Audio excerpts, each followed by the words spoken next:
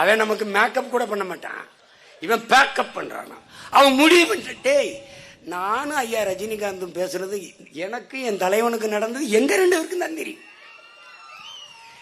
எங்களை சுத்தி பாதுகாப்புக்கு நின்று சில போராளிகளுக்கு தெரியும், ரொம்ப நெருக்கமான தளபதிகளுக்கு தெரியும். அந்த தலைவர்கள் பேச முடியாத சூழல் சிலர் இல்லை. ஆனா என்ன நடந்தது அவனா ஒரு யுகத்துல பேசுவான்.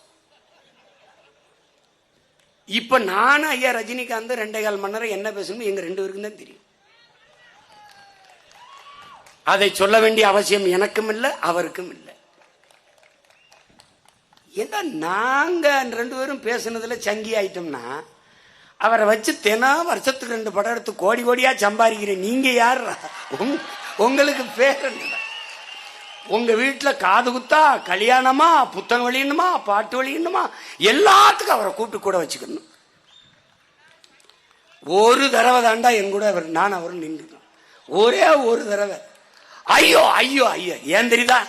அவர் திரையுலகின் சூப்பர் ஸ்டார், நாம அரசியல் சூப்பர் ஸ்டார்.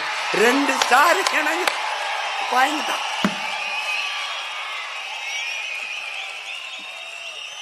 எழுது எழுது எழுது, என்னை பற்றி எழுத உனக்கு என்ன இருக்கு? லட்சக்கணக்கான யூனிட் ரத்தம் கொடுத்திருக்கேன், எழுதுவியா? பல லட்சக்கணக்கான மரக்கன்றுகள், பல ஆயிரக்கணக்கான பனை விதிகளை விதைச்சிருக்கேன், எழுதுவியா? எழுதுவியா? எழுத மாட்டேன். மக்களின் பிரச்சனைக்கு மக்களோடு மக்களாக நின்று போராடி தடுத்திருக்கேன். ஏய், நான் இல்லைன்னா 8 வழிச்சாலை வந்திருக்கும்டா. நான் இல்லைன்னா பரந்தூர்ல விண்ணூர்தி நிலையம் கட்டிடுவான். நான் இல்லைன்னா காட்டுப்பள்ளியில துறைமுகம் கட்டிடுவான்.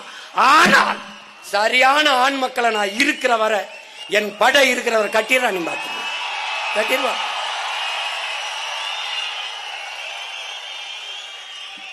வாய்ப்பில்லை ராஜா, வாய்ப்பில்லை bro. It's very wrong bro, very wrong. ஒன்னும் பண்ண முடியாது.